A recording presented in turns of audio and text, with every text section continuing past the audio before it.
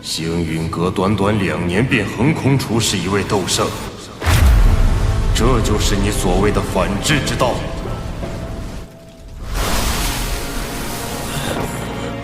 店主，事已至此，何必为了一个弃子斗怒？你有想法？萧炎定是得到了菩提心，才能一跃成为斗圣。不过他根基不稳，我们大可让他止步于此。杀鸡儆猴，可不止他星陨阁能做。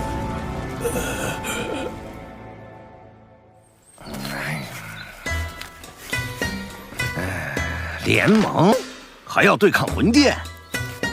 哎呀，那帮不人不鬼的家伙虽然恶心，但谁没事要跟他们对着干啊？让幸运阁的人走。老祖，魂殿如今虎视眈眈，只怕有朝一日……爹爹，您先别说了。老祖，您消消气，注意身体，小心暗疾加重。还是火儿懂事。星陨阁的萧炎是1星斗圣，是，且与我们颇有交情。这么年轻啊，外貌如何？要是长得还行，愿娶了火儿，老夫就答应。老祖，您为老不尊。火儿，不得无礼。能在这年纪达到1星斗圣，足以说明他的优秀。而你们2人都对他有好感，这年轻人定不简单呐。老祖，他们说了，如果答应联盟，他们能解决您的暗疾。哦，那不答应呢？不答应，晚辈也自当出手，替您解决体内隐患。萧炎校友，你来了。老祖，这位就是星陨阁的萧炎。晚辈萧炎，拜见火云老前辈。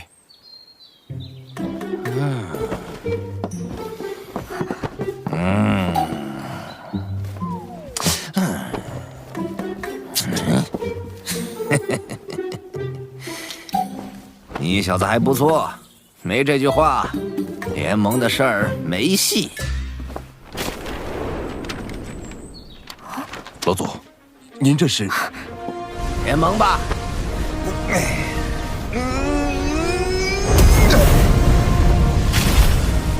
多年没露面，不知这世上还有没有人记得我火云老祖的名号？晚辈带星陨阁，欢迎焚炎谷加入联盟。好，咱们星陨阁见。魂殿随时可能再次来袭，我们要尽快修复护宗大阵。是，宗主，老师，您没事吧？我没事，去看看其他姐妹。师姐，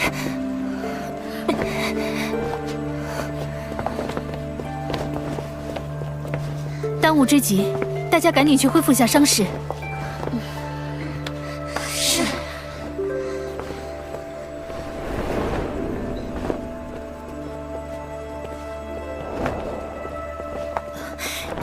药老前辈，云宗主，这是怎么了？华宗的护宗大阵都失效了。华宗遭遇魂殿偷袭，好在太上长老及时出关，已将其击退，稍有损伤，但无大碍。你们也尽快恢复一下。多谢药老前辈。有什么好谢？要不是星陨阁闹结盟，魂殿怎会清算到我们头上？这声音是……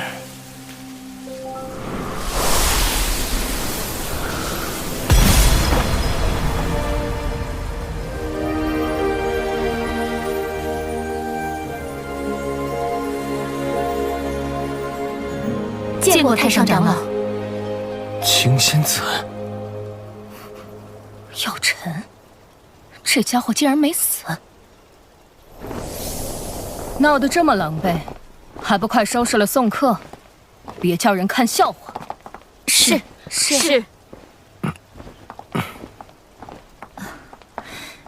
药老前辈，我们还要善后，招待不周。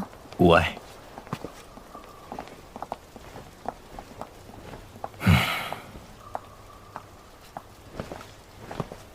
这么多年了，脾气还是没变。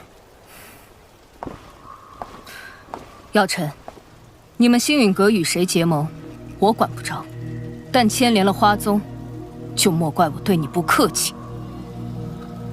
抱歉，花宗此劫是受星陨阁所累，但这并非我们本意。事已至此，您请回吧。我可不想将花宗置于被毁的境地。魂殿此次没有得手，必然会再度来犯。灵族莫名其妙消失，这魂殿背后肯定有更大的阴谋。魂殿背后势力你也清楚，要是我答应和你联手，万一花宗有个好歹，我可担待不起。魂殿心狠手辣，行事诡谲。花宗若是能加入联盟，联盟会拼尽全力庇护每一位成员。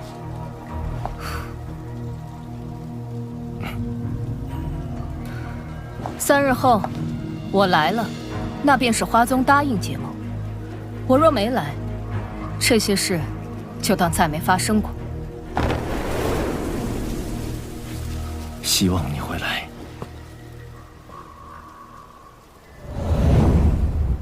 焚炎谷已明确答应结盟，如今只需等待花宗与丹塔那边的回复了。别对花宗抱太大期望。此次魂殿袭击一事，已经让他们心灰意冷。那现在，丹塔那边才是我们的关键。不错，丹塔虽然对魂殿恨之入骨，但他们素来保持中立，不太好办。要不再发信函试探一下？这事轻率不得，想要说服他们，必须我和萧炎亲自去一趟。星陨阁这边由我们照看，这段时间事情也处理完毕，应该不会出什么乱子。陈哥，你们打算什么时候去？事不宜迟，今天就走。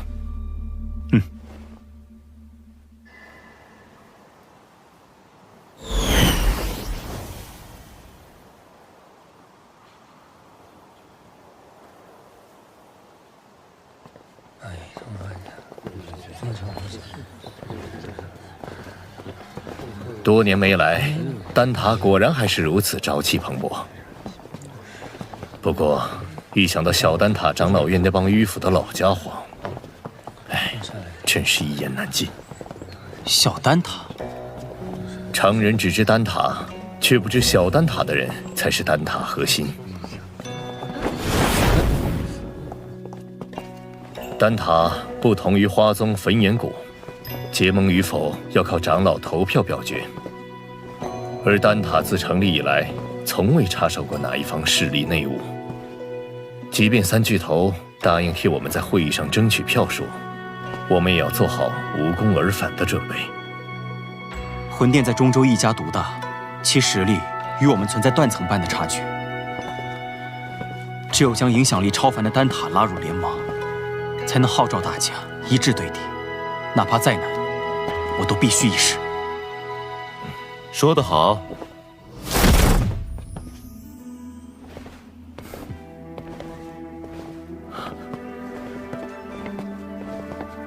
药老头，恢复身体有些日子了，怎么现在才想到回来看看？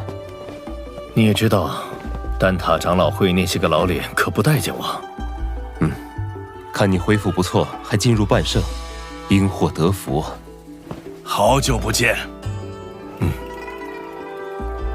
这次我也是无事不登三宝殿。联盟的事情怎么样了？收到信函，我便向长老院提议结盟一事。奈何长老院那些顽固迂腐之辈很难说服，好说歹说，争取到4票。算上你们3票，才4票，不够。长老会8席至少过半，这事儿才算成。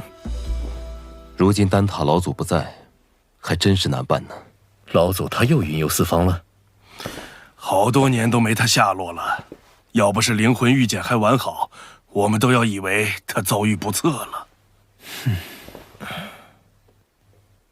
3日后，3日后长老会收纳新长老，届时这位新晋长老也会有一票投票权。宣伯，这新晋长老候选人确定人选了吗？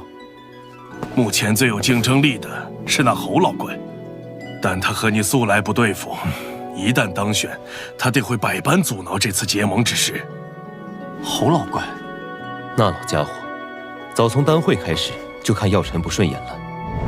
当年在丹会上，你使用生灵之法赢了他，他一直质疑你的手段不正当，对你怀恨在心。宣伯，老师能否参加竞选？药尘当初主动退出小丹塔，无法重新再入长老院。药老头没资格参加，萧炎有啊。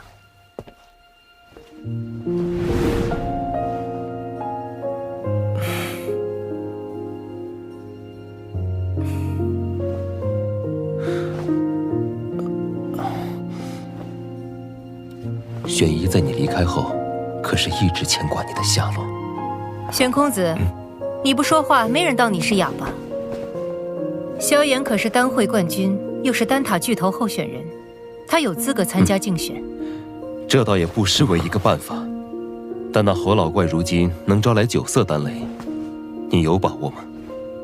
可以一试。记得去重新评定炼药师徽章等级，免遭人质疑。事不宜迟，我先和萧炎去准备。那我们3人也得回小丹塔筹备一下比赛事项。麻烦前辈们了。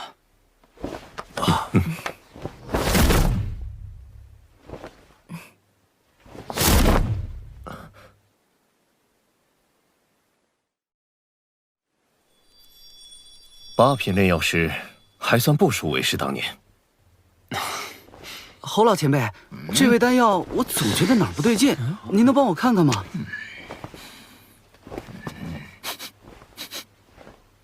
哎，一看你就没好好按照卷轴写着来，是不是又偷偷加药材进去了？我早就说了，不要总想着创新，要按照规矩来。前辈，您看看我这味药。哪来的毛头小子？吓我一跳！哟，这丹药不错呀，丹香四溢，色泽均匀，手法不对，里面掺杂了其他药材，也不合规矩。老师，药尘，你怎么会在这里？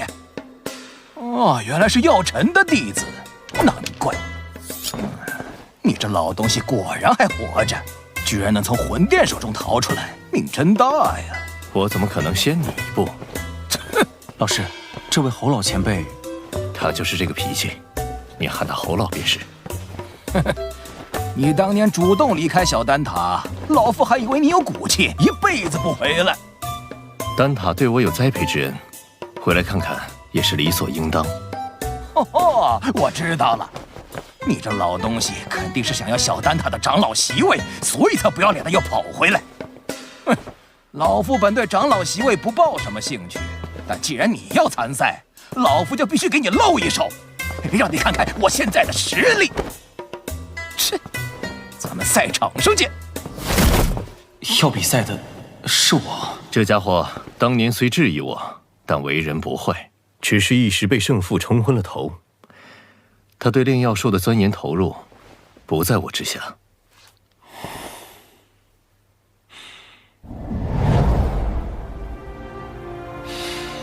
好浓郁的药材味道，没想到丹塔之中还有此方天地。那是，毕竟小丹塔才是这丹塔中的精尖力量。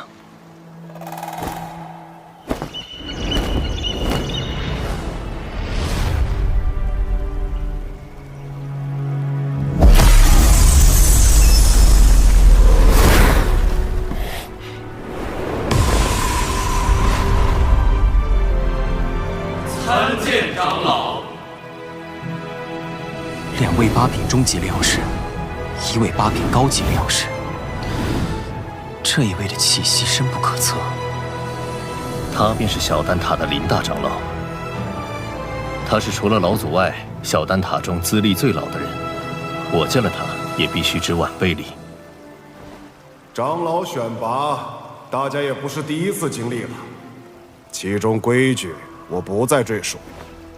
此地所有药材随参选者索取，最后谁炼制出来的丹药品阶最好，药尘，谁这次定要与你一较高下。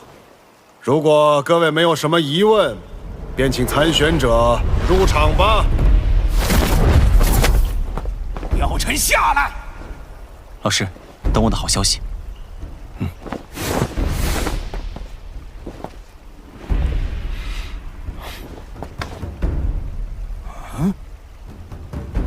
药尘的弟子。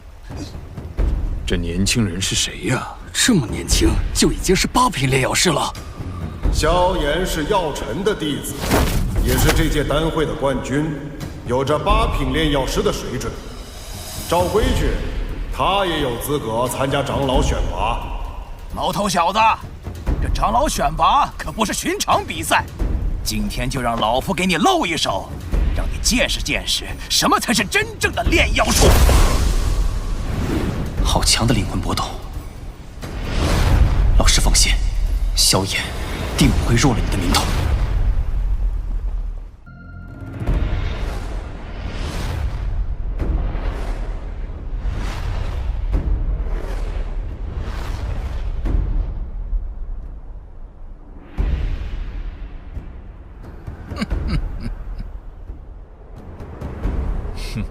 他还真敢和侯老怪比呀！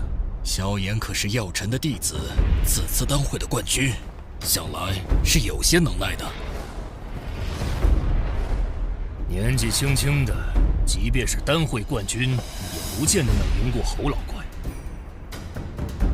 药尘，今日我便拿你的好弟子开刀，你可瞧好了，炼丹可不兴你那投机取巧的歪门邪道。小丹塔的长老之位，对于结盟来说必不可缺。萧炎，你可得赢啊！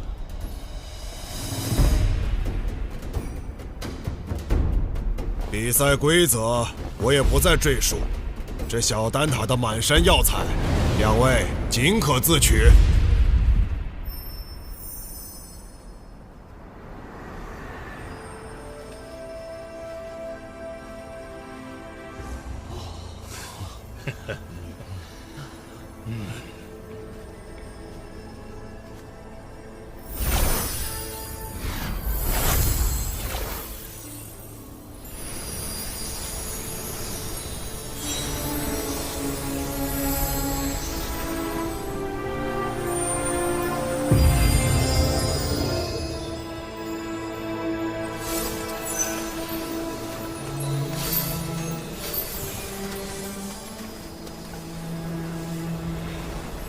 如此海量的药材储藏，小丹塔简直就是另一方丹界。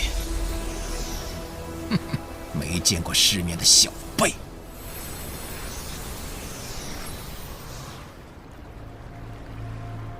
两位准备好了，那便开始吧。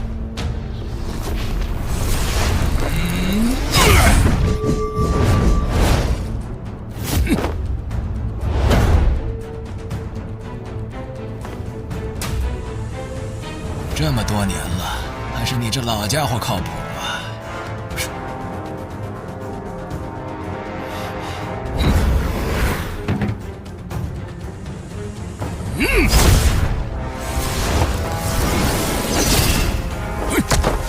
起火！小辈，好好学着点儿。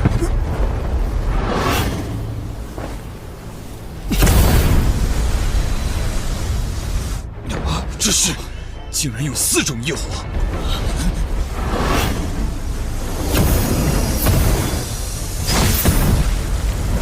竟然还能融合！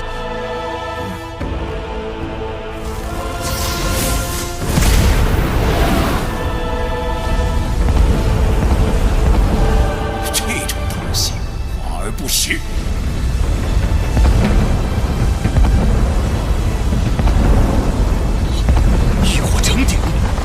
好强的控火之力！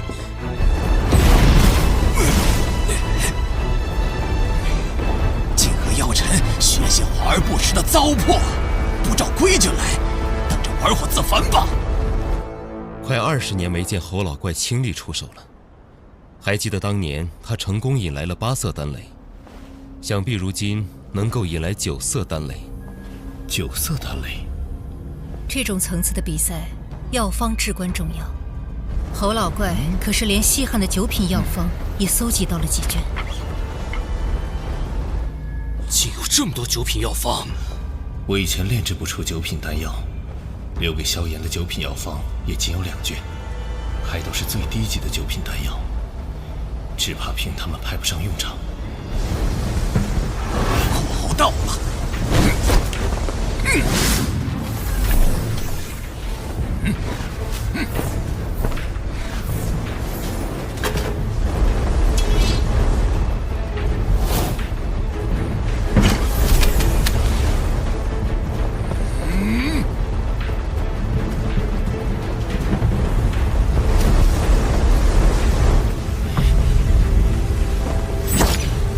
菩提子，萧炎是打算炼制菩提丹。就算将菩提丹炼到最高层，也难以取胜。萧炎这是……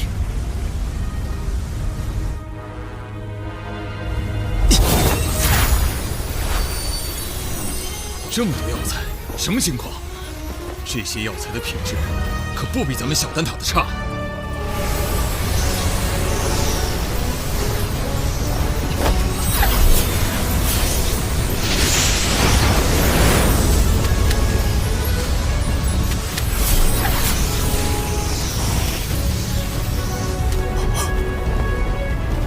这药材早已超过了炼菩提丹的数量，难道他不准备炼菩提丹？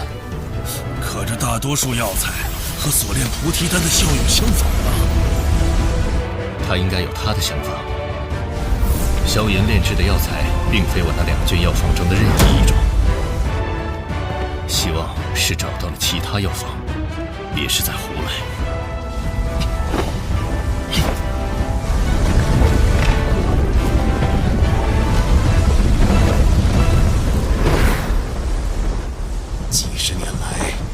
一直在这小丹塔中寸步未离，日夜与药风为伴，心中只有一个念头：药尘，幸好你还活着，让我有了能打败你的机会。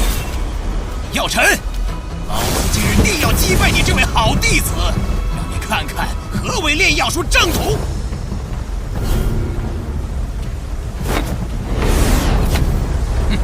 细节才是决定炼药成败的关键。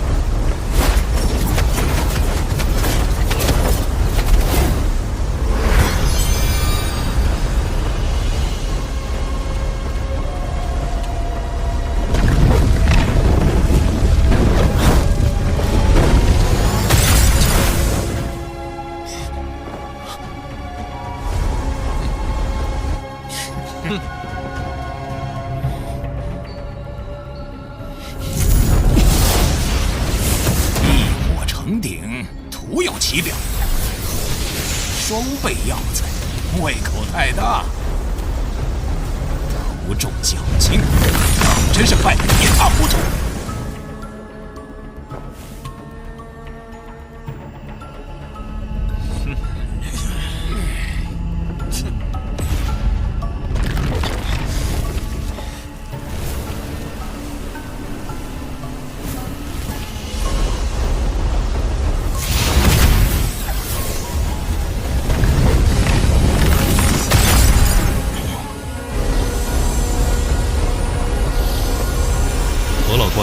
应该能在3天内成功凝丹。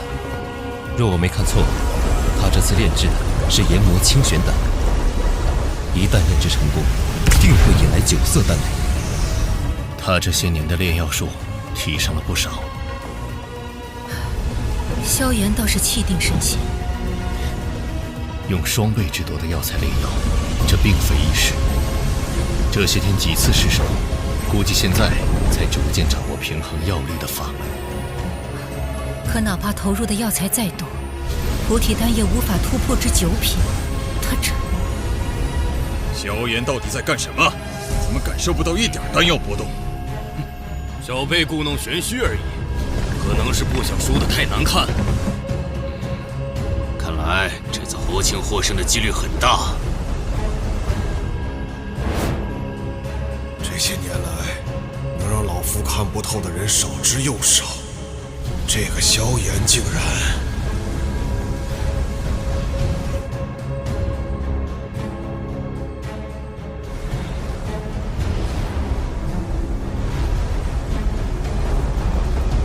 就是现在！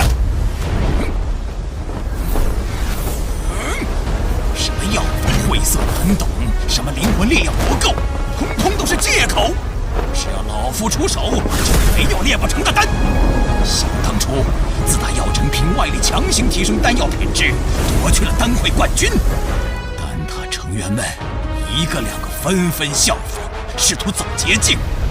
炼药术的博大精深，岂是你们能用捷径推翻的？药方乃炼药之本，其明确的药材或好，一旦确认便不能更改。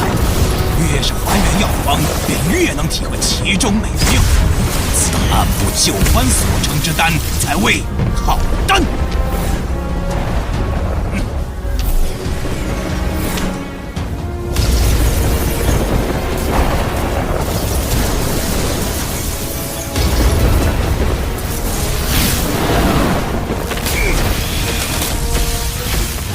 看9色丹雷，这次赢家看来非侯老怪莫属了。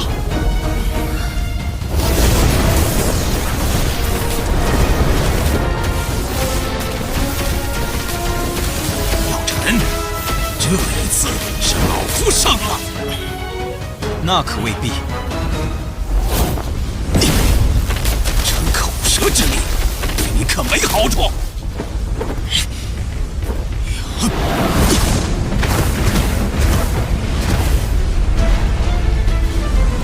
每株药材各有特性，唯有将之加以分类，仔细炼化，方能提炼出最为极致的药品，炼出品质最佳的丹药。这下子还真是有点不一样。故弄玄虚。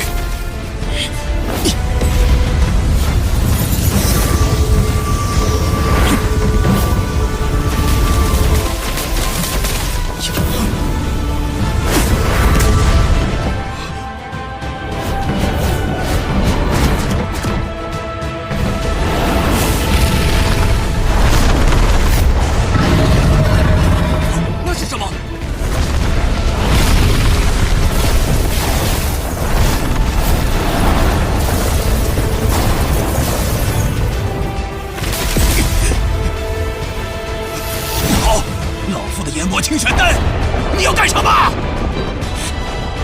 不能耽搁下去了，结丹！黄明丹。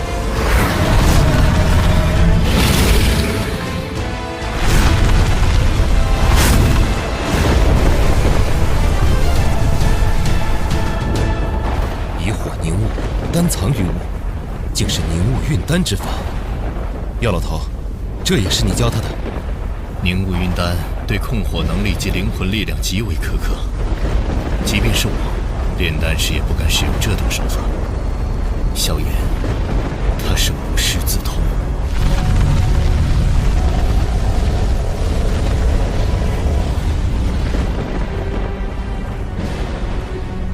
能有这般炼丹本事的人，我小丹塔也不超过5人呐。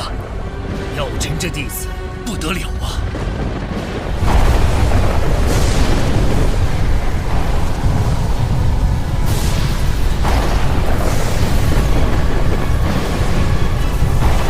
竟然是黑魔雷，倒是多年未曾看见了。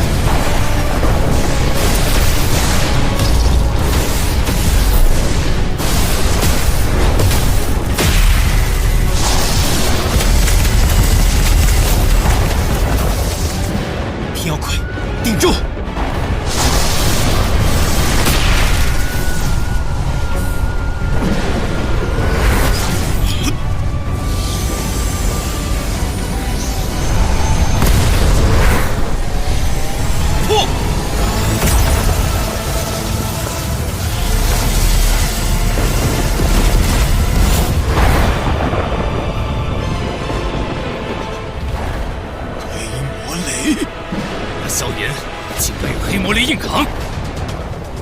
萧炎有一星斗圣初期实力，应付一道黑魔雷倒不会太难。萧炎要赢了，那岂不是？赢了又如何？我丹塔向来只有中立的规矩。是啊，中立才是丹塔的立身之本。塔归塔归，有塔才有归。若是连塔都没了，还谈什么归？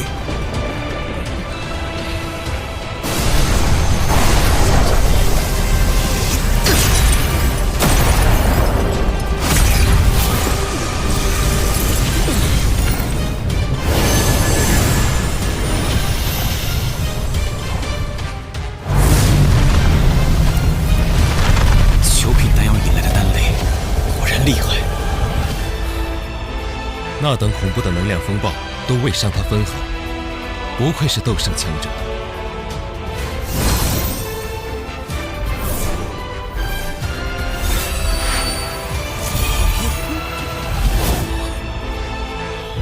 那是什么？人形？有趣，这就是九品宝丹吗？居然还模仿我的模样！以为这样就放过你吧？这小子还真炼制成功了，就是不知道他炼的什么丹药。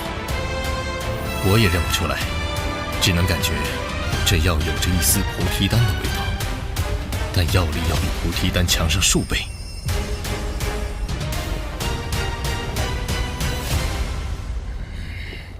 两位，请各自报一下所炼丹药吧。研磨清玄丹、九色丹雷8品丹药，若是火属性斗气的人吞服，将促使斗气变异，从而增幅战力。菩提大还丹，9品宝丹，在突破半圣的成功率上增加了2倍。2倍？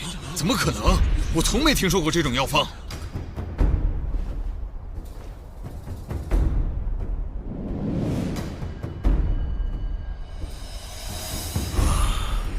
这丹药蕴含的能量竟如此恐怖。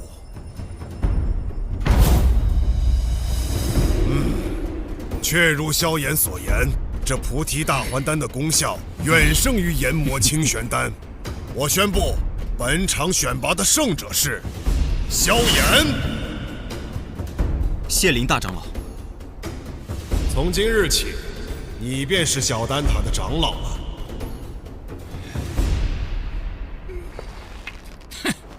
不要命的家伙，炼个丹而已，竟然直接拿命碰黑魔雷，比老夫还拼。罢了罢了。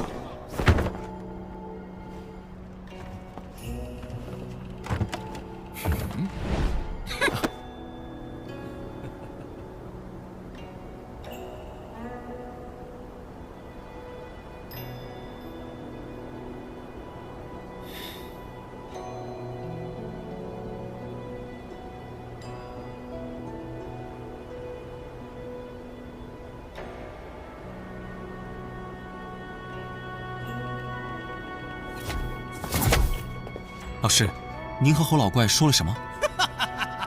药尘，带我去寻个好弟子，再来和你较量较量。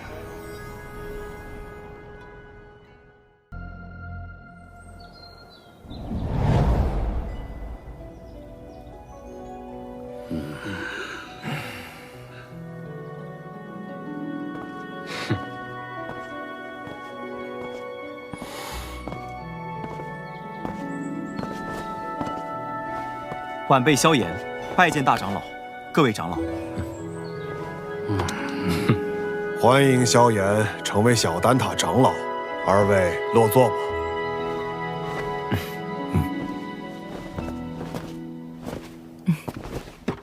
今日邀各位前来，是商讨丹塔是否要打破中立的规矩，与星陨阁联盟。星陨阁自药尘归来后实力大增。若有他们相助，那反抗魂殿大可离开丹塔，加入他们，别牵连其他人。好了，你们别吵了，先听听星陨阁怎么说吧。在下结论前，我有必要提醒诸位，这届丹会因魂殿从中作梗，导致不少炼药师无辜丧命。要不是萧炎力挽狂澜，只怕圣丹城已毁于魂殿之手。哼，我丹塔素来中立，从不偏袒任何势力，这可是丹塔成立至今的规矩。虽说我们与魂殿积怨已久，但规矩就是规矩，结盟就是坏的规矩。是啊，丹塔代表的可是众多炼药师的立场，结盟与否还请诸位三思。魂殿对丹塔虎视眈眈，你们可知这些年来，在丹塔外有多少炼药师惨死魂殿之手？中州大陆炼药师万千，各有势力所属。你是想把他们的死都怪在我丹塔头上？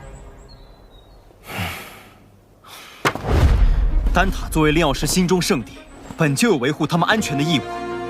长老这番寒心话语若传出去，让那些视丹塔为圣地的炼药师作何感想？萧炎小友，话倒也不必说得如此绝对。丹塔这数百年，同样也靠中立规矩庇护了不少炼药师。那些没有得到庇护的呢？起初他们或许会忍耐，但日子久了，自然会发现丹塔不能给予他们任何庇护。到那时，谁还会将丹塔当作不可侵犯的圣地？一旦丹塔在炼药师心中失去了圣地的地位，那试问，丹塔与其他寻常势力又有何不同？一派胡言！诸位冷静。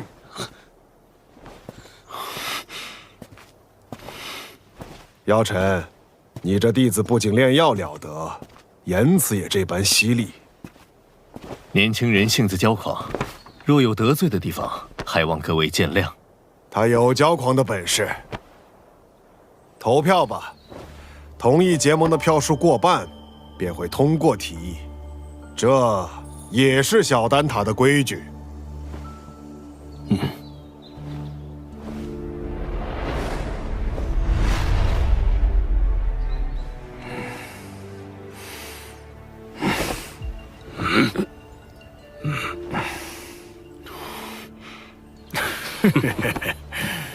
我同意。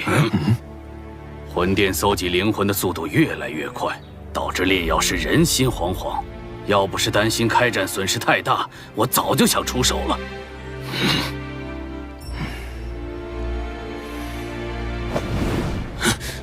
100年前，丹塔的塔主就已遭受过魂族卧底被刺，中立不过是我们遮掩实力不足的幌子。萧炎既有这等实力，我们大可放心结盟。我弃权。但他迟早毁在你们手里。哼！我也同意。7人赞成，1人反对，1人弃票。我宣布，丹塔将加入联盟。老师和我的这些付出，总算有回报了。这些年来，丹塔委曲求全，反而助长了魂殿的嚣张气焰。希望这次结盟能震慑他们。如果他们再不知收敛，那么丹塔只能和他们血拼到底了。大长老放心，若真到了血战之时，出手的必然不只是丹塔。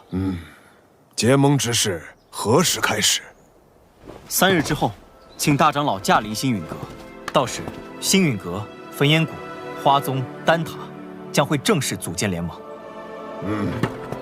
3日后，老夫会亲自前往星陨阁参加联盟仪式。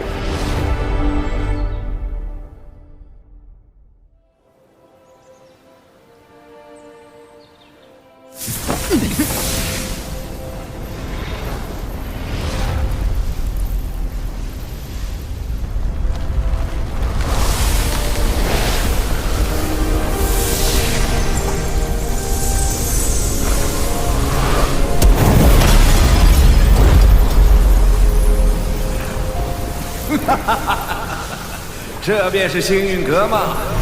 倒有些大宗派气势，比我想象的好。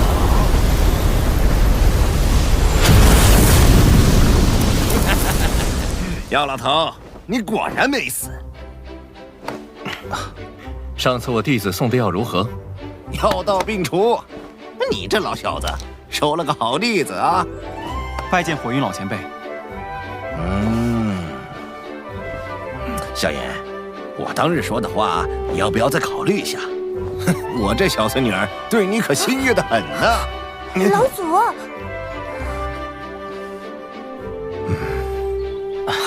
前辈说笑了。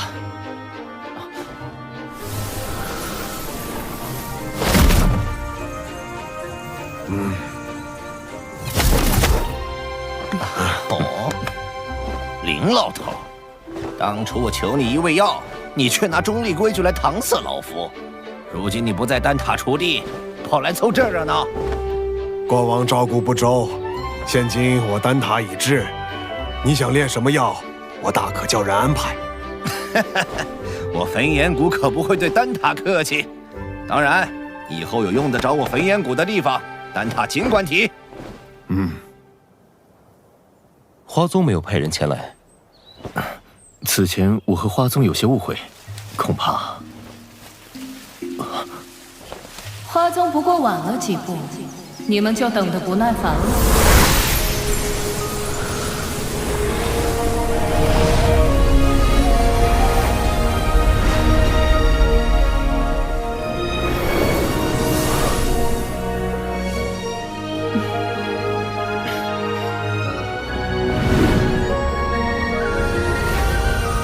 青仙子，大人有大量，还是药尘面子大，竟连青仙子也请动了。我可不是为他药尘而来，魂殿欺我花宗势单力薄，我也当以牙还牙。谁知道你到底为谁而来？哟，这不是玄一吗？你招待可真周全，一个都不落下。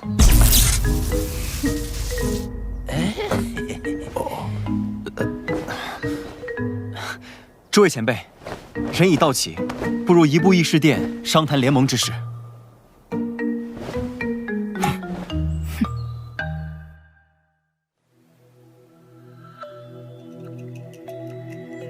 承蒙各位赏脸，亲临我星陨阁，共议联盟之事。丑话说在前头，大家都各据一方，我行我素惯了。突然结盟，别闹得面服心不服。联盟并无高低上下之分，各方平等，大家都无权插手对方宗门之事。这些年，魂殿对我们多次出手，使得丹塔折损众多炼药师，花宗遭天明宗压制，火云老祖身陷旧疾，隐居山林，而我星陨阁也险些被魂殿撺掇的冥河盟摧毁。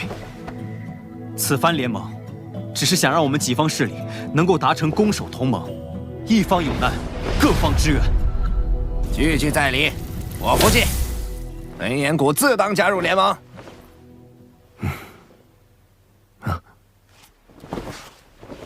药尘，你将我们召集于此，自己却一言不发，是又想像当年一样当帅收掌柜吗？这次我定不会让你如愿。我丹塔不仅代表丹塔本身，还需要对所有炼药师负责。不知星陨阁可有对魂殿的应对策略？多年来，炼药师一直是魂殿的主要攻击对象，他们苦于没有自保之力。待联盟一成，我们便以丹塔之名，向炼药师们发起招揽，纳入联盟，加以庇护。倒是可行。敌人一致了，联盟可不能群龙无首。所以，我们是不是可以讨论一下盟主之位了呢？青仙子是想毛遂自荐？哼，盟主要实力强横且声望足以服众之人，我不适合。火元老祖实力虽强，但脾气暴躁，难免会有意气用事之事，也并非盟主人选。所以说，最为合适的人选还是林大长老以及药尘。他们二人实力强横，同时在中州之上也有颇强的威望和号召力。哎，老夫年龄大了，若联盟要固守一域，我还有些余力。但联盟显然是需要活力，我这老家伙来，迟早会搞得死气沉沉。既然如此，那便只能麻烦药尘阁主来担此重任了。大家觉得呢？老夫同意。秦仙子的建议不错，也就药尘这家伙让我顺眼。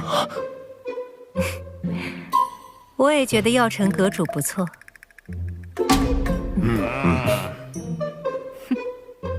药尘阁主怕是推脱不掉了，还望好好担起这份责任。药尘，这回你休想继续当帅手掌柜。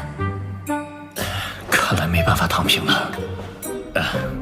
承蒙各位信赖，这盟主之位我便暂时管着，等后面有更合适的人选，我再交出来。各位前辈，既然已选出盟主，便该决定联盟之名了。哎，怎么也得起个响亮大气的，不如就叫浩然正气殿。这名字，我们的对手是魂殿，既然他们以魂为殿，那我们便压他们一头，以苍穹为辅，叫苍穹府吧。所谓苍穹为天，人、法、天、地，我们的联盟便称为天府，如何？天府联盟，不错，够磅礴大气。联盟已成，让我们为天府联盟干一杯！干！天府联盟，名字倒是霸气，可本殿很想知道，魂殿，这联盟能存在多久？本殿，你是魂殿殿主。或许称我为副殿主更好些，毕竟星陨阁还不值得殿主亲临。看来这位副殿主胆识不够，只敢遣了虚影前来。对付你们，虚影足矣。难道你们以为所谓的天府联盟能威胁到我魂殿？你大费周章来此，就为了说废话？嘘，本殿此番前来，是为了你手中的驼蛇骨地狱。父亲，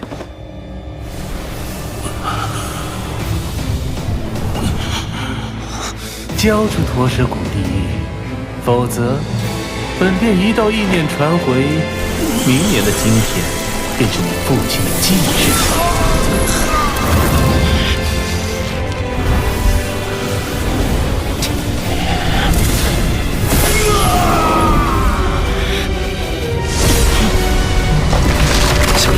冷静，古玉交给你们，只怕我父亲死得更快。想要古玉，就将我父亲带到我面前来，否则任何威胁我都不会理会。为了古玉，你连你父亲的命都不要了？我手中的古玉能感应到我父亲的生死，若我父亲在天一道上，我便敲碎一寸古玉。父亲若殒命，我便让古玉粉身碎骨。好个心狠手辣的小子，这些手段竟对你没用。若是本体不敢现身的话，那便滚吧！你们别以为组建了联盟就能与我魂殿抗衡。丹塔、花宗、焚炎谷，就等着纵毁人亡吧！魂殿与魂族的杂碎，一个个杀过去。看来我们这一次联盟早就被魂殿所探听清楚，我们可能需要商量下后续的应对方法。能够让他们有几分忌惮，证明联盟是件好事。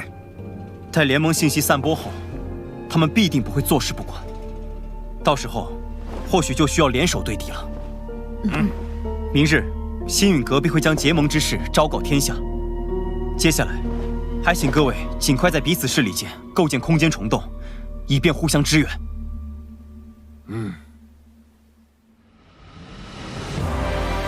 星陨阁、丹塔、花宗、焚炎谷四大势力宣称组建天府联盟的消息，令整个中州为之沸腾。为凝聚众人共抗魂殿，盟主药老亲力亲为，向世人宣告联盟理念。伴随着联盟声势渐长，中州大小势力或是寻求庇护，或是共抗魂殿，纷纷加盟。在众人齐心协力、井然有序的运作下，天府联盟初具规模。除了情报堂传回发现2座魂殿分殿的消息外，他们依旧没有动静。焚炎谷那边倒是多次提过，想带队去将他们连根拔起。一旦开战，必将鱼死网破。如今时机尚未成熟，我们还需要耐心等待。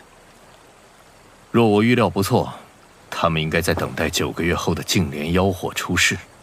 净莲妖火出世，势必会吸引不少大陆顶尖强者参与争夺。我这一星斗圣势力，只怕还不够。听说薰儿那丫头在离开莽荒古域后，便开始闭关。她有神品血脉加持，估计出关后便能达到斗圣。若有她相助，也是一大助力。美杜莎身为7彩吞天蟒，只要有足够的能量，便能进入半圣。到时对你的帮助也不小。可我晋级所需能量极其恐怖，能满足条件的宝地少之又少。我倒是知道一处地方，此地说不定能助你进化，摇身蜕变为媲美远古天蛇存在的9彩吞天蟒。何地？九幽地冥蟒族的九幽黄泉。你要收服净莲妖火，这个地方你也必须去一趟。我也必须去。据古籍记载，净莲妖火1000年一出世，却至今无人能将其降服。可见你所要面对的，不只是大陆顶尖强者，还有净莲妖火本身。这是我花大代价弄来的一卷9品药方，名为9阴黄泉丹。丹内所蕴含的极阴之力，能削弱妖火，从而增加你的降服成功率。要炼制这9阴黄泉丹，缺不了黄泉血晶，而它仅存于9幽黄泉之中。趁魂殿有所动作前，我们抓紧时间，明日便动身。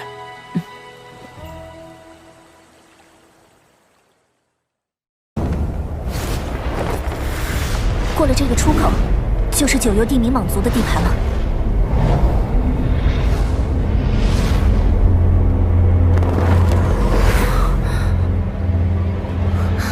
没想到地底还有这样的景象。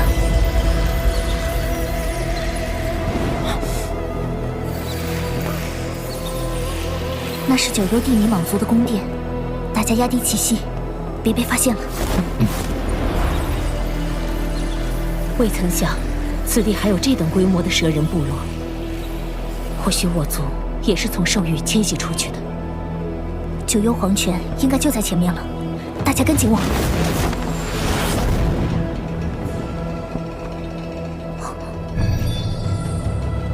我感应到9幽黄泉就在地脉深处。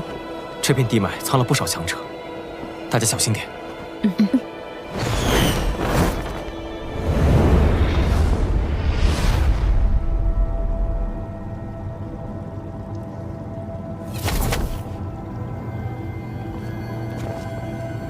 9幽黄泉，好冷冽的阴寒之气。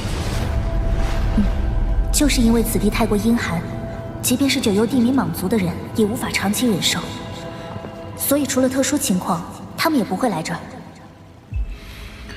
蔡离，我先进黄泉之底去黄泉血境，等我出来后，你再进黄泉修炼，我来为你护法。你小心些，实在不行便退回来。你们也保护好自己。放心。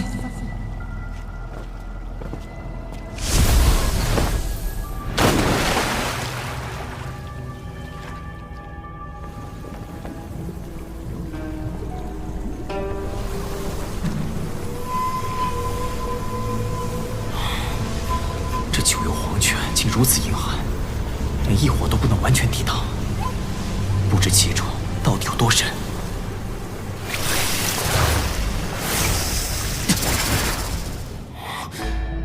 得尽快找到黄泉血境，此地不宜久留。深入9幽黄泉，这股阴寒之力呈几倍暴涨，即便是我，也必须全力以赴驱动斗气，驱逐侵入体内的阴寒之气。消耗太大，若还到不了池底，只能打道回府了。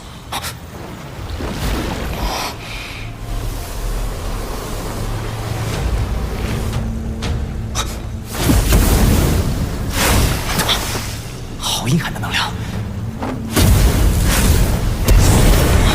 不能和他们纠缠。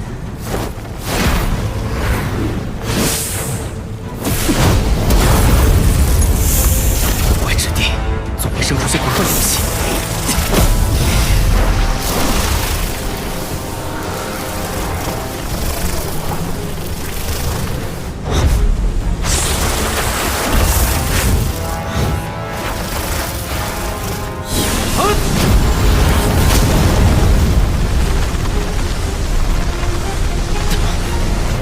怪东西纠缠，否则太像活动器。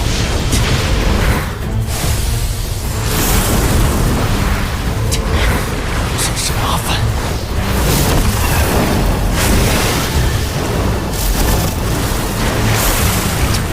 找个地方困住他们。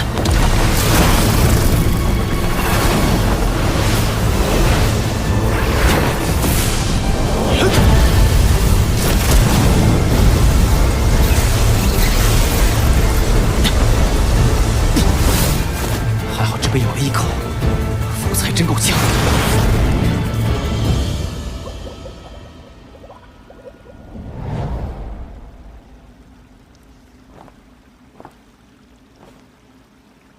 若这泉水真能助我蜕变，进化为九彩吞天蟒，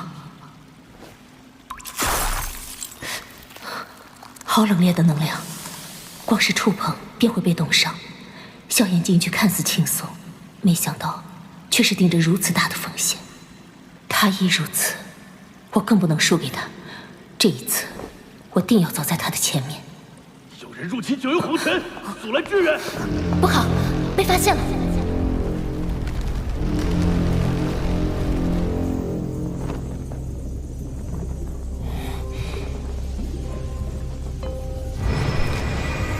啊，那是。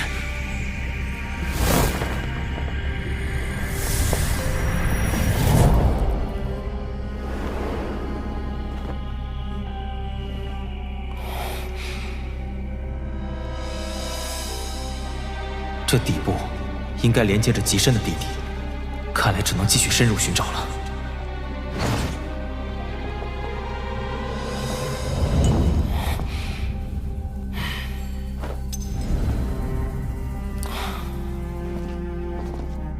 没有黄泉血晶的踪影，难道全被九幽地冥蟒族收走了？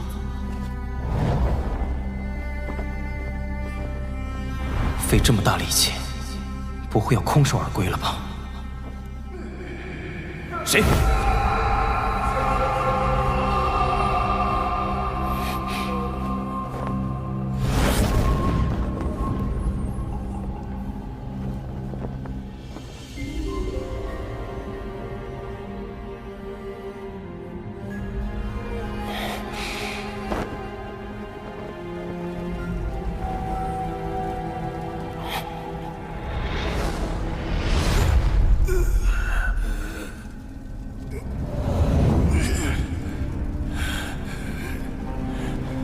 此人好强的气息，至少是3星斗圣，甚至更强，怎会被禁锢在此地？怎么是个人族小子？小子，为何会出现在我族境地？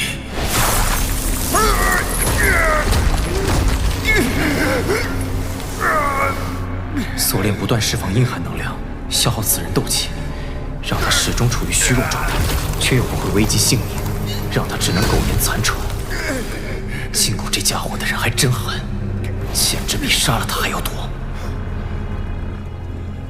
此行只为黄泉血晶而来，还是莫要节外生枝。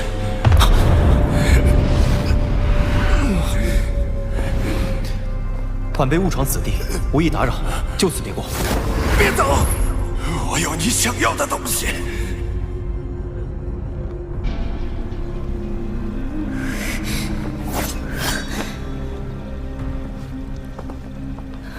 他们应该还会派人过来，我们坚持住，给萧炎争取时间。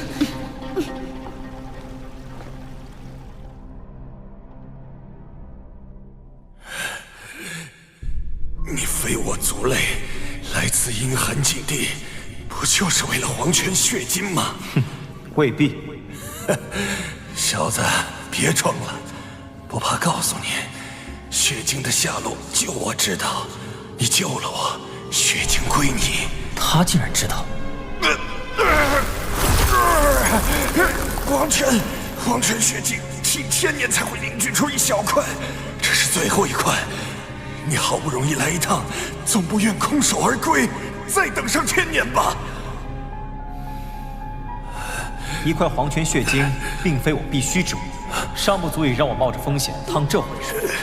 你被关押此地，必然和九幽地冥蟒族有关。救了你，不知会惹上什么祸。我是九幽地冥蟒族族长，救了我，九幽地冥蟒族必奉你为上宾，又如何会害你？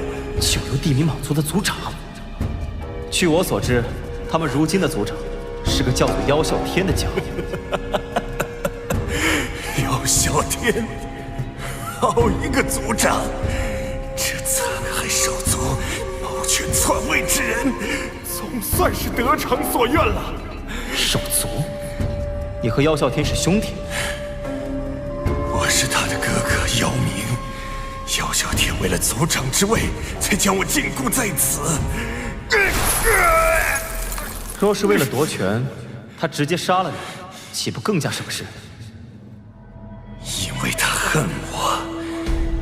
父亲本希望我和妖啸天如九幽冥杖上的双蛇一般，齐心协力，引领族群走向兴旺。可妖啸天却始终认为是我在腹中夺去了他的养分，导致他先天血脉之力稀薄于我。为了报复我，当时给我下毒，削弱我的实力，再将我封印在黄泉之底，向众人捏造我为追随力量葬身黄泉之底的谎言。不知我在此地承受的数百年折磨，能否了却妖啸天心中怨恨？大哥和二哥为了维护我，可以不顾个人生死，而妖啸天却能为了地位谋害手足，着实可悲。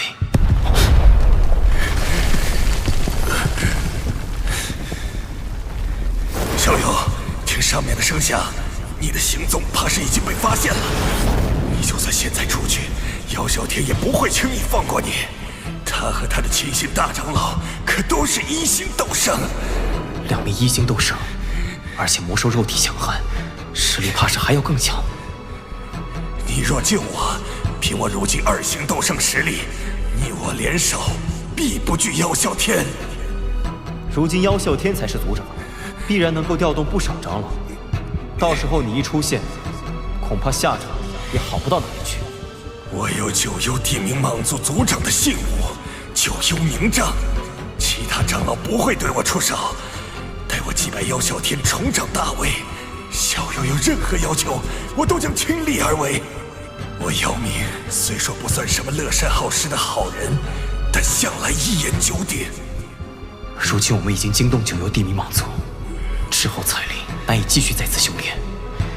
若他所言为真，为了彩铃，倒也不是不能赌一把。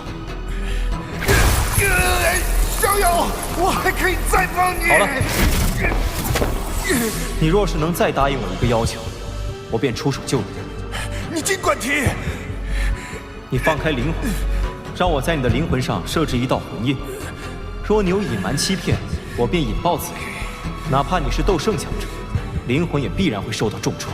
你小子是要我的命！我必须对我的同伴们负责，只有这样，我才能相信你。如果你拒绝，即便此行颗粒无收，我也会转身就走。好，照你说的办。我已被封印此地数百年，恨不得立马重见天日，将陷害我的人碎尸万段。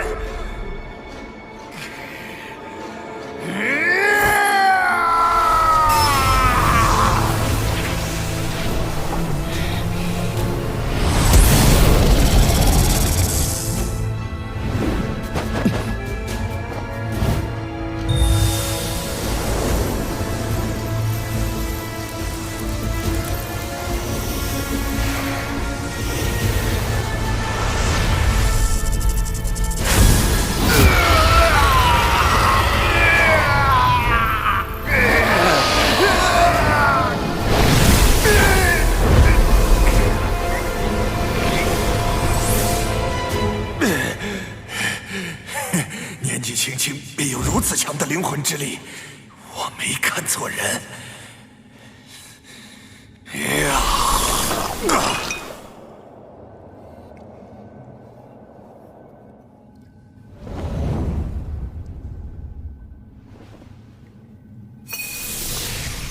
这便是黄泉血晶，阴寒之力极为恐怖。我要怎么救你？毁掉这铁链？不，困住我的是这铁链尽头的黄泉阴石，是它在释放阴寒之力，消耗我的斗气。在铁链与它的连接处，有着一道精巧机关，只要你能将之击碎或开启，我便能冲破铁链。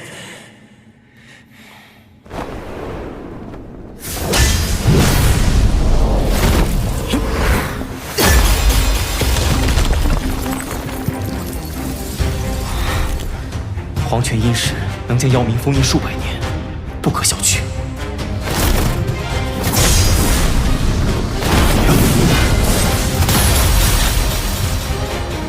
黄泉阴石受阴寒之力淬炼无数年，早已坚不可摧。哪怕我恢复实力，也很难办到。或许你的灵魂之力可以一试。好，我来试试看。不知彩铃他们现在怎么样？抓紧时间吧。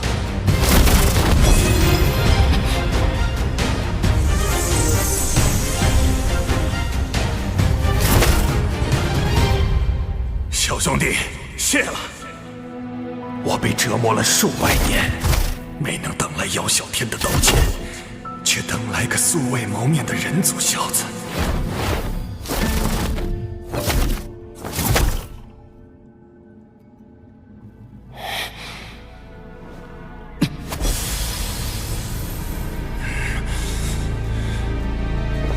试试这里。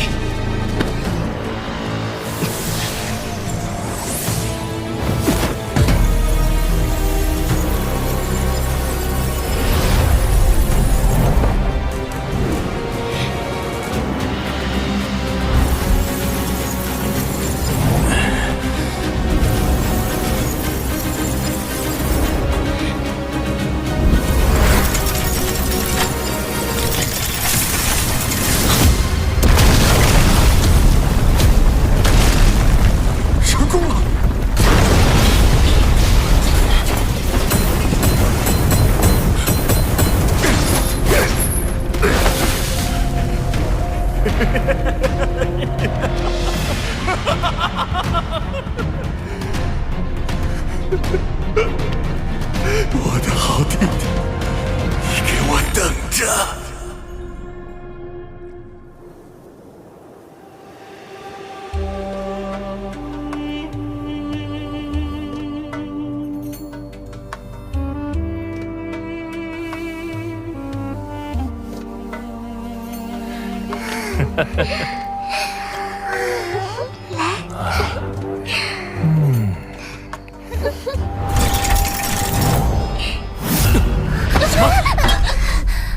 怎么了，族长？为何如此惊慌？封印被破了。先别慌，我手下翻遍了兽域，也没能发现那东西的踪影，刚好过去抓它拷问一番。哼，放心，不会让他有翻身之日的。萧炎为获得黄泉血晶，深入九幽黄泉，途中摆脱了诡异蛇群的围攻后，直达底部。没想到萧炎在此意外结识被胞弟妖啸天迫害，封印了100年的前任九幽地冥蟒族族长妖冥。与此同时，感应到妖冥封印被触动的妖啸天，为了隐瞒自己当年迫害兄长妖冥一事，当即赶往九幽黄泉，企图截杀妖冥。彩铃三女为守护萧炎，迎战斗胜强者妖啸天，从而陷入危机之中。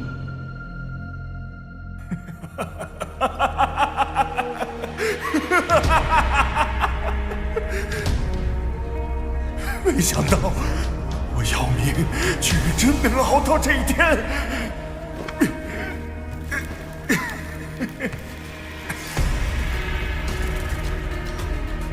姚小天，我们也该有个了断了。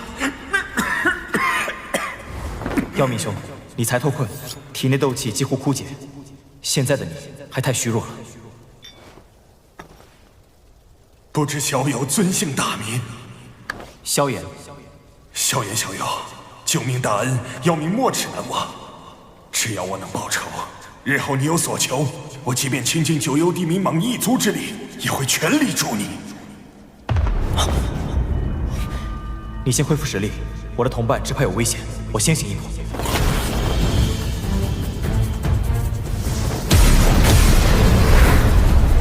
区几名斗尊也敢闯入我族禁地，乖乖交出你身上的血脉之力，否则，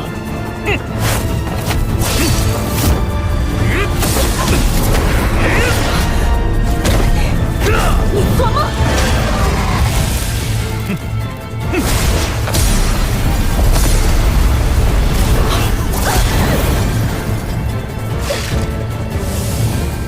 彩铃。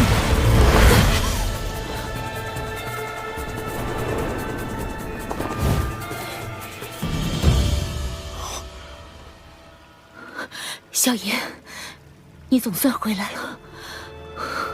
此人打伤了小医仙和青灵，实力极强，至少是斗圣层次，你要小心。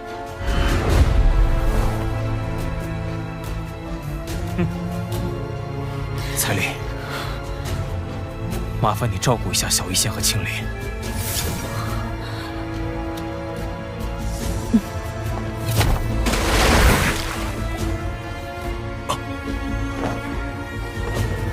小小，姚小天，姚明，你竟脱困了，还找到了帮手。唉，不过以你现在的实力，只怕连我一招都接不下。小子，你竟敢插手我族内之事，简直找死！等杀了你，你那几个女人，我就……你。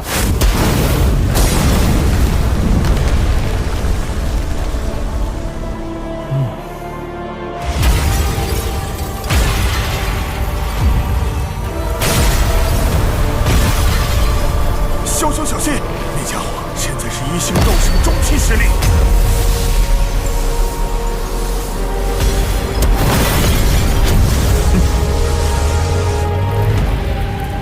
不管他是谁，伤了我的人，死！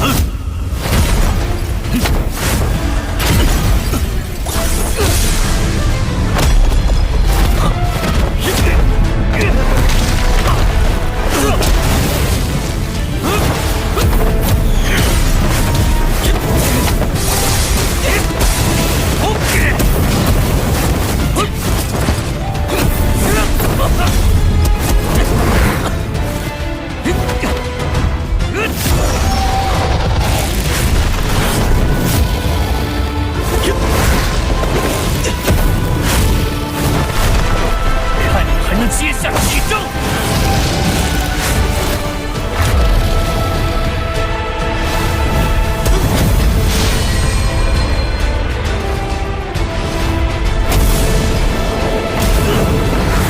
一火，我倒是高看你了。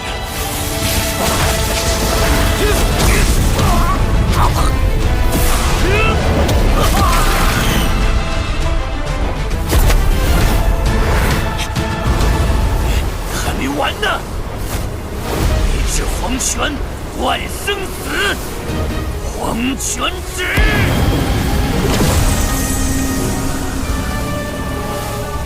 天阶斗气吧。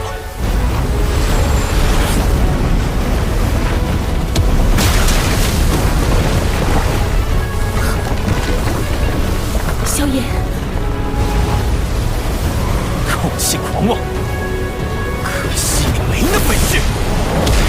大天造化掌。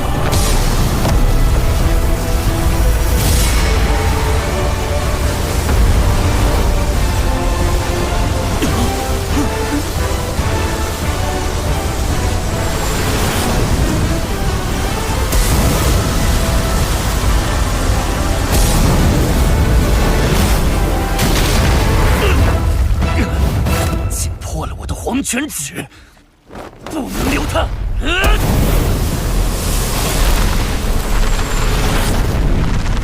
好小子，倒是小瞧了你！给我尝尝这个！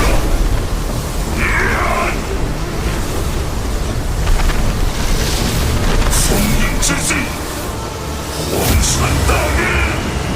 好诡异的印法！小子，给本我死！这样。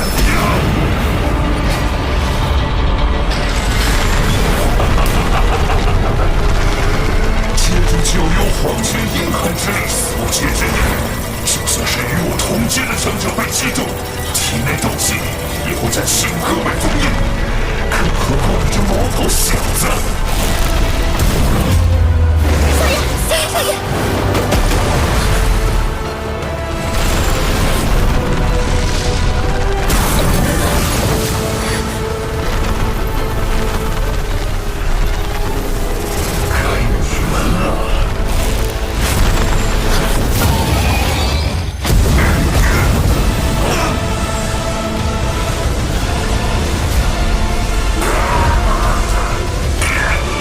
想要镇压我，还不够资格！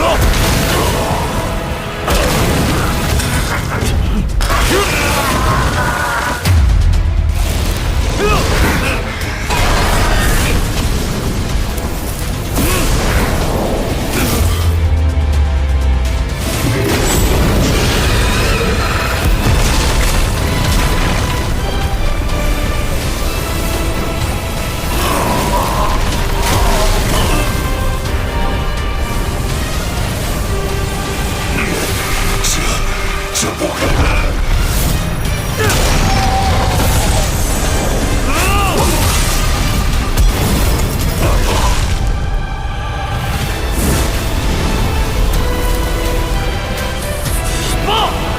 混账！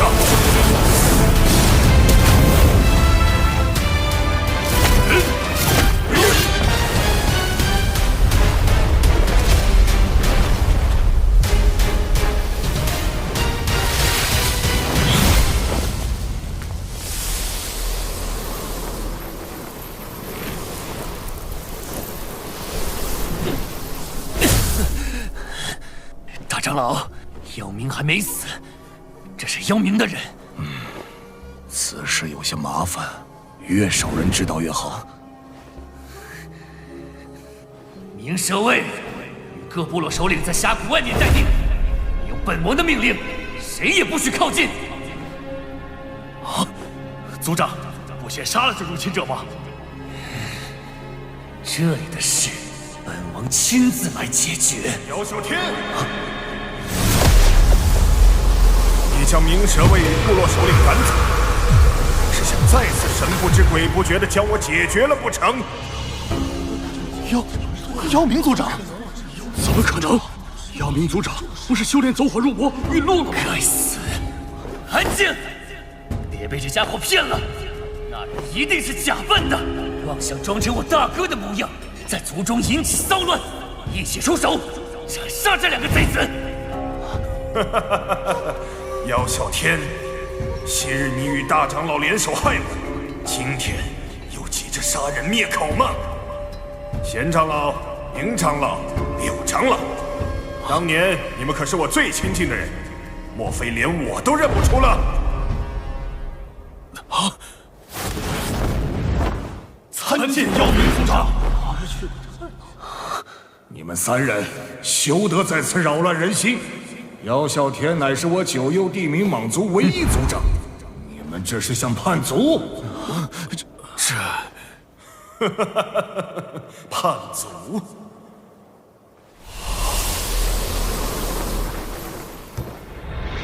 各位，可还识得此物？啊！是失传100年的九幽冥杖，那可是族长的信物。难怪我一直找不到九幽冥杖，原来被这个混蛋吞了。各位断不可相信他的一面之词。这些年，九幽地冥蟒族在啸天族长的带领下过得如何，你们清楚。即便这人是妖冥，那也是前任族长。更何况，他现在的实力，又如何带领我九幽地冥蟒一族？要真为我族考虑，不如交出九幽名杖。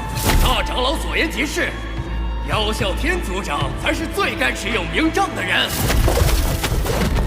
啸天族长这些年为族内尽心尽力，老夫可都是看在眼里的，自然是族长最合适的人选。姚明，为了我族的未来，不要自误啊！一派胡言！你个残害手足之辈，哪有资格做一族之长？你们步步相逼，居心何为？姚明族长，六长老，该跳出来的都已经出来了，接下来就交给我吧。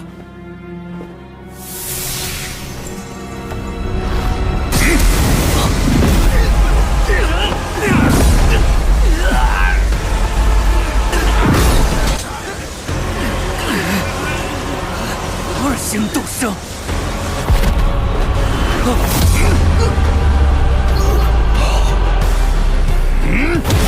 小天，你的对手是我。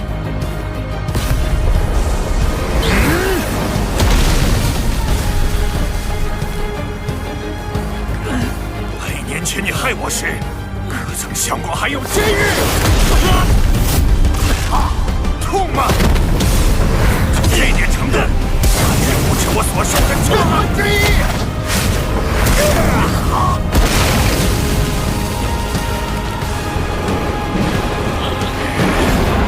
100年囚禁，100年的折磨，你体会过吗？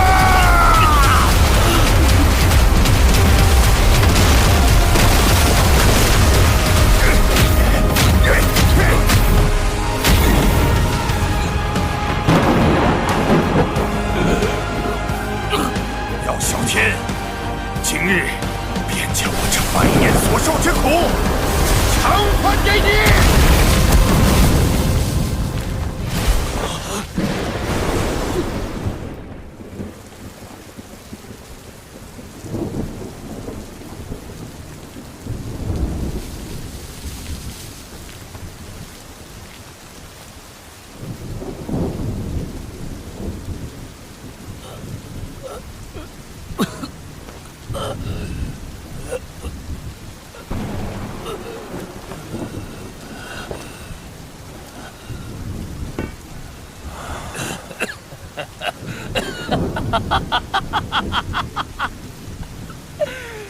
早知如此，当年便该杀了你。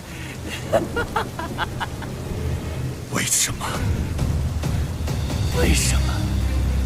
还不都是因为你？凭什么？族内的修炼资源都向你倾斜，我哪点不如你了？你是族内的天才，深受族人的爱戴，而我呢，只能苟且地活在你的阴影下。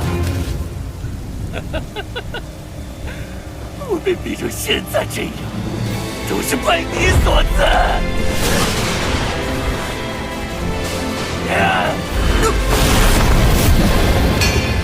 姚啸天，我才是九幽地冥蟒族的王。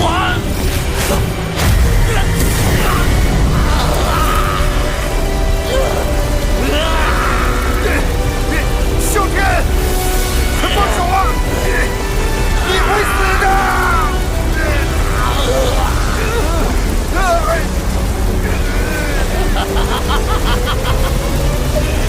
姚明，我恨你！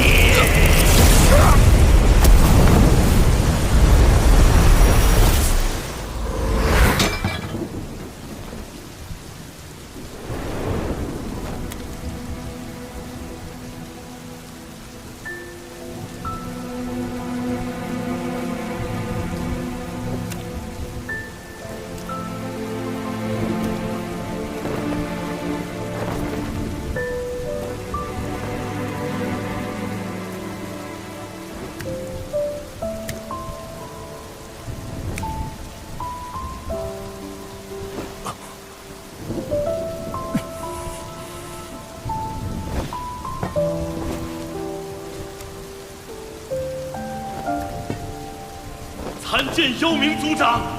参见妖冥族长！参见妖冥族长！参见妖冥族长！参见妖冥族长！参见妖冥族长！这怎么可能？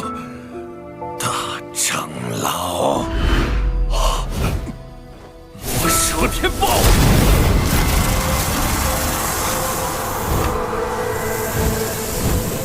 狡猾的老家伙，居然抛弃肉身，将魔核藏在这分身中逃走。